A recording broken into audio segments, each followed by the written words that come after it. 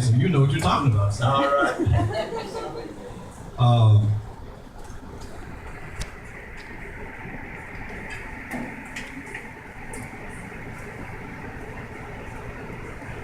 Today,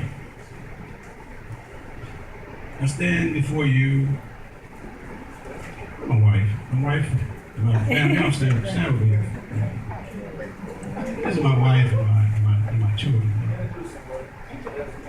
This is my wife of 44 years, married. All right. My daughter, Delisha. School teacher, and my son Marlon. Where's the kid? Candace, my daughter, Candace Bradford. I have another son who's in Houston. I want to thank them for all their support over the years. My mother is here. All right. Classmates, my cousin Robert, my friends, everybody who would be in a book if I was to write one is here. Your sisters. And I want to thank you for coming tonight. I stand here as a concerned citizen, concerned about the future of our once proud city, to offer myself as a candidate for the Shreveport City Council, District 8. I want to share a few thoughts with you. But first, let me thank you again for taking out from your busy schedule to be here. In addition to who I already have introduced, let me also introduce one of the men that I hold in the highest esteem, and this Dr. Sil Simpkins. Thank you, Dr. His lovely wife, beautiful, just beautiful inside and out. We love her, we visit with her very often, and she is just a gem. And that's Dr. Elaine Simpson. All right.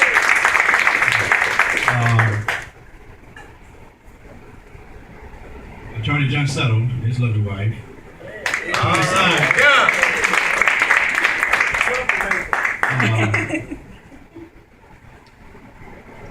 Attorney Settle cares. All right.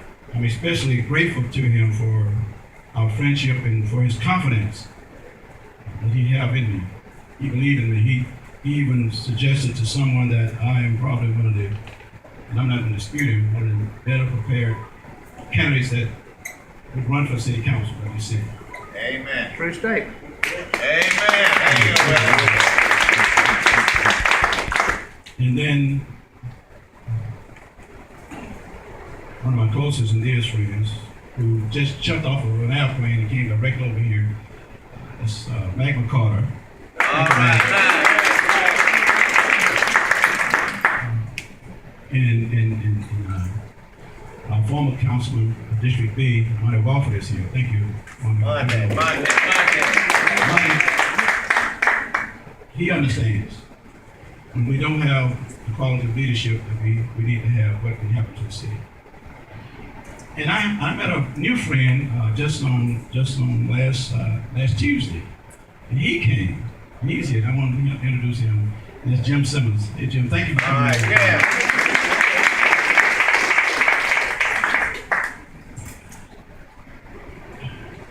My wife told me to make some notes because I sometimes wonder, so I'm going to stick with my notes as much as I can. But let me just ask. There are some wonderful things that I can say about Shreveport. After all, you, I, also in this room, chose to live, work, raise our family here. Because we care about people. We like some things in Shreveport. But I'm not going to talk about the things that we like about Shreveport. I want to tell you today that we have some serious problems in Shreveport. And if you're not outraged of what's been going on in City Hall over the last few years, then you haven't been paying attention. City Hall, with all due respect to our Councilman Shine, has turned into, which is the people's city hall. But for all practical purposes, City Hall have turned into not an always citizen-friendly environment. Amen. Even if sometimes it's hostile. I've seen citizens get insulted there by the mayor. I've seen citizens leave there disappointed because those who we elected to help us did not have a clue on how they can help us. It seems that those 7 miles, Councilman Shine, are unprepared, unwilling to perform the duties that we elected them to do. Amen. Just recently, take the 3132 expansion, for example. In spite of mountings of evidence, in spite of knowing that there was a conspiracy that started years ago to deny the expansion of that highway to the port, in spite of hearing all of the testimony from various entities, including the MPC, in spite of all that, the city council, by a 5-2 vote, voted to allow a developer to put houses in the path of that highway. I have never in my life seen a public body, a city government, take the steps to impede the growth of the city like what happened at that meeting. I have never seen a city council who was so inept that we would put citizens of this city at risk because they know that the traffic that's going up and down on Lucas Road is dangerous and hazardous.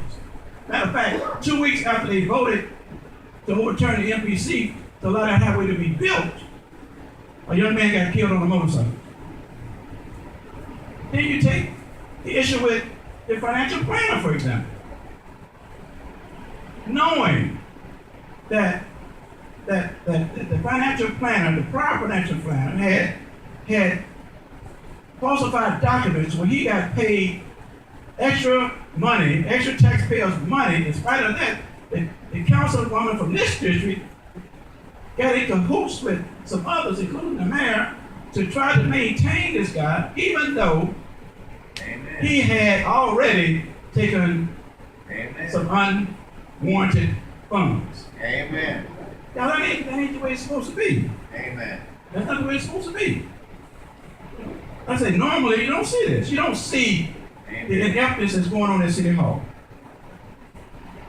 I submit to you that things that I just mentioned, and I can mention a lot of others, give us all the indicators that it's time for a change in Shreveport. Amen. It's time for a change in the direction that this city is going. Amen. Now, Amen.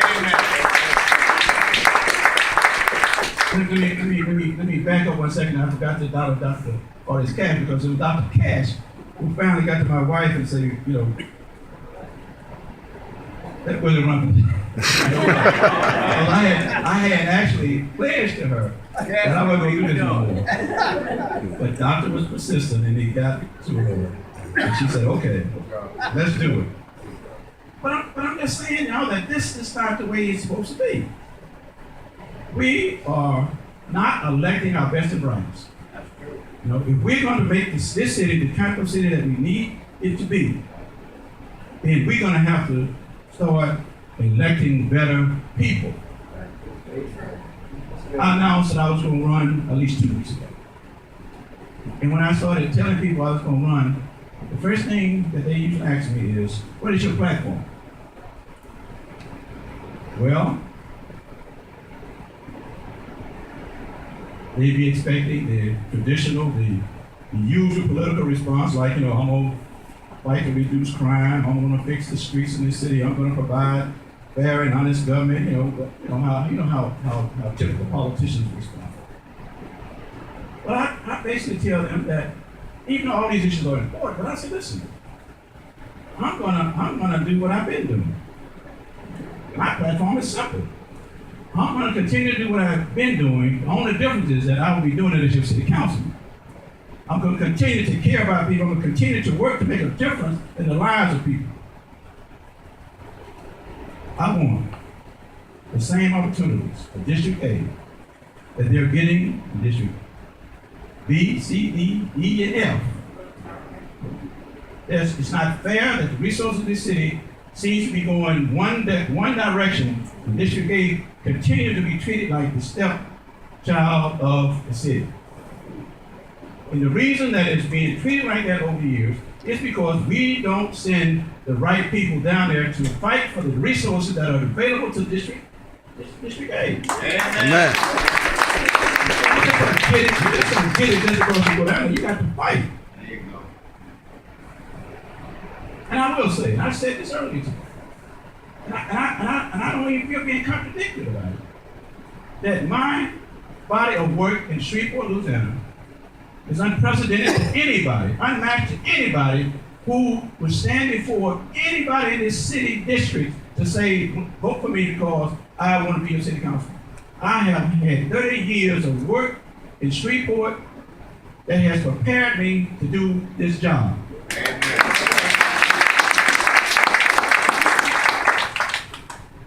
And that's why, over and over, we keep saying, why ain't nothing happening? Why can't we get this? And the reason is simple. We're just not sending the right people to City Hall. My son is here. We always talk about it. If Shreveport, if District A want to be better, we got to send better people because we say, you can't soar like eagles if you keep sending turkeys to City Hall.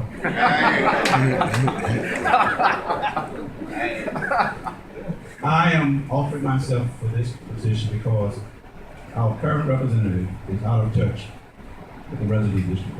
All right. It saddens me to see that the citizens of District A have become so cynical about city government, especially their elected representation, because they don't believe nothing can happen anymore. Fred and I and Robert, we worked with Senator Tarver on this landfill. The landfill was running for 8 years. Yeah. We got involved four months ago, and we brought resolve to that situation, and had the DEQ, we had the state fire marshal, we had the state attorney. Everybody came to this town, and they pledged that they were going to get that shut down. And yet, our current representative was in the newspaper the next day saying it ain't gonna happen. And then at the last meeting with the DEQ saying that they had revoked the license of that landfill, ladies and gentlemen got up in that meeting and said, "We're tired of being lied to." And I'm like, when did these people hear a lot of you? These people never came in District A before. But the cynicism and the apathy among the residents of District A, they don't believe nothing can happen. I would not lie to the residents and constituents of District A. I would be honest and truthful. All right. They deserve nothing less. I'm going to do all the things that I said. I'm going to work and make sure that the streets get fixed. Because again, each district was allocated $3 million last year to fix streets in their community. The current city council person took her $3 million and allocated it to 2 streets. 2 streets. One happened to be one named after her father. And that was $2.5 million. The other one was one in front of Booker T. Lewis Place that is very slightly utilized. Right. If you saw the paper last week, it said that with that $3 million, that 25 streets could have been overlaid. Yeah. Even the streets leading up into they were okay. I mean, coming down Russell Road or coming down David Range, it's like going through an obstacle course. But now she didn't want those streets repaired. She wanted her street that her mom lived on repaired. And I think somebody said, well, hey, you got to tell your car to get a bit of see that street. That's not right. That ain't the way we do business. As your next city councilman this year, I'm going to revisit the Fair Share program. I think it's time that this city be fair and equitable as it relates to city procurements. under our former mayor Keith Hightower, which he instituted and launched the Fair Share program, which targeted black and minority business to get 25% of city procurement. That has been reduced to less than 5%. That's not right. That's not right. I'm going to work with the Acres Business District to show appreciation to them, as well as to recruit other businesses to this area. Why do we keep giving other businesses incentive to come to Shreveport when we don't try to take care of those that are already here? Amen. Hey. I'm gonna help grow businesses in District 8. In exchange for that, I'm gonna work with those businesses as well as other entities within this district to help make job opportunities available for the residents of District 8. Man, yeah. To get from District 8 all the way to the port of Shreveport Bossier is almost impossible. But why can't we help develop businesses in this district to where they can just take a bus ride over to Acres and have a gainful employment?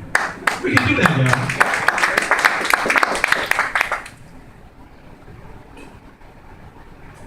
I want you to know that, if you didn't know it, that I am an underdog advocate. I fight for an underdog. And the reason that I fight for an underdog, because I once was an underdog, and somebody fought for me. People are hurting and they need help out here. They need job opportunities. They need opportunities to do whatever they can do to survive and feed their families. I learned a long time ago that the chain of humanity in a city, just like in a family, is only as strong as the weakest link. That's why my wife and I tell this story, we got married as teenagers. But each and every one of our children got a college education. Because we knew that their opportunities was linked to the education and to their ability to perform in this technological society. So it is with the residents of District 8. Listen, these blue-collar jobs are passing by. You have to have some skills, technological skills. You work at McDonald's. Because if you drive through the drive-through window, all you're going to see is monitors. The day is over to be satisfied with anything, and that's why we see up and down MLK and Fred, and up and down David Range, and up and down Russell Road. We see guys hanging on the trees. Gainfully, men who have the ability to work hanging on the trees in District 8. You don't see that happening in some other districts. We're going to change that, y'all. Y'all help me. All right now. In 1990, myself and a couple more people saw the deteriorating conditions of Queensborough. We said enough is enough. Gang, dilapidated houses, hopelessness, despair, and despondency was the order of the day. We organized, and we created the Queensborough Neighborhood Association, and we started to work with them, and the city started to work with us to make Queensborough better. We took Queensborough, started working in Queensborough. The city and other governments, agencies saw us working in Queensborough, and they was willing to help us. See, what we got to understand is, we got to change our focus and understanding of how city government works. We keep saying, what government gonna do for me? What the city gonna do for me? What you gonna do for me if you get elected? That's not the way it works. I'm a community organizer. You organize people, you empower people to help themselves. Then the question is not what the city gonna do for me. The question then becomes, what can I do for myself with the help of the city? Okay, because the city, Willie Bradford getting elected to District 8 is not going to be a panacea. I'm not going to be able to solve everything. But if we work together, if everybody take part and plow And let's move District 8 forward together. Then the city would move forward together. We all would be better off than we were 4 years ago. We can do it, y'all. But community development, community involvement, neighborhood involvement is vital. But it ain't all, again, one size fits all. There are other organizations that are out there that are working for these same objectives and these same goals. We got to tap into those resources. Take Shreveport Boat Community Renewal, for example. Mac McCall is here. You wouldn't be surprised statistically, if you look at the areas in which Haven House and Friendship House are located throughout Shreveport and Bossier, statistics show that crime is down, that violence is down, that everything is down. So why can't the city embrace that model and let's work together to make every neighborhood a safe, a friendly neighborhood where children can come off the street and learn instead of walking up and down, playing in the streets in the afternoon. Go to somewhere that's safe, a safe environment where they can utilize those resources to help them become productive citizens. We can do that. We can do that. We can work together to make a better quality of life for everybody. A rising tide lifts all ships. It just happens that the ship in District A is drifting almost without a rudder. Just drifting. Year after year, nothing changes. Year after year, promises, lies, false promises. And the reason is that we keep on talking about elected people because who their daddy was, who their mama was. Joe Shine said, mama may have and daddy may have, but God bless the child that has his own. All right, Willie. We got to start looking at qualifications. We got to start looking at competency. We got to start looking at elected people who have the ability to go down to City Hall and forward solutions to these far-reaching problems that we keep having here. We don't have to keep living like this. We got to start electing people who care. We care. That's the slogan for community renewal. Because if you care, you're going to do something. You can't see a situation and care and not want to help address it. And that's the problem we have. See, I'm going to help District 8. I promise you that. But our problem is just not a political problem. The problem in Shreveport, the problem in District 8, is also a spiritual problem. It's a problem of conscience. Joe Shine used all the time, am I my brother's keeper? Yes, we are our brother's keeper. You can't see the hopelessness and despair of people, and you have the ability to help those people, and you don't help those people. Because again, our strength is determined on the weakest of one of us. So let's just build each other up. We can do it. We can empower neighborhoods. We can empower our citizens. And we can empower ourselves by working together with everybody to make Shreveport, District 8, better for everybody. We're at a crossroads. This election is vowed to the direction District 8 gonna go, and the city as a whole gonna go. If you don't believe me that it can get worse, just drive over to Jackson, Mississippi. Oh. You hear what happened in Detroit, Michigan. Oh. If we don't elect better people, if we don't start holding our elected officials accountable, we are going to start fading into the memories of yesterday. We got to do it not only for ourselves, but for our children and generations yet unborn. I'm ready to start working, y'all. All right.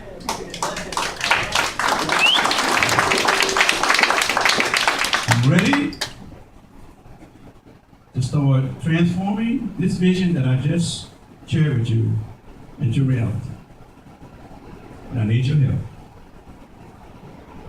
I need to do the things that I've mentioned today. I need to be your next councilman. I need to be your councilman from District 8.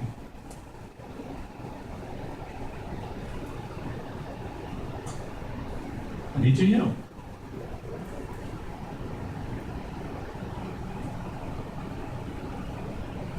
Will you help me?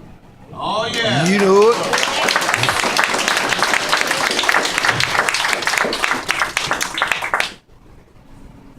Will you help me? Will you help me get elected? So that generations get unmoved. To look back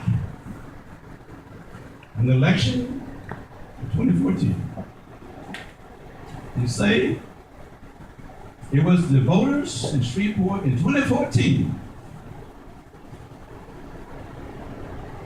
that halted the decline, that halted the climate of complacency, the climate of apathy. It was the election of 2014 and electing Willie Bradford and other good men and women to the city council and to the mayorship, the city government of Shreveport. It's the reason why we can now work in Shreveport. We don't have to leave Shreveport and go to Dallas. We don't have to leave Shreveport and go to Atlanta. We can work and live in Shreveport and raise our families here in Shreveport just like our mothers did, just like our grandmothers did, just like our grandfathers did. We can do it. Will you help me? All right. Thank you very much. All right.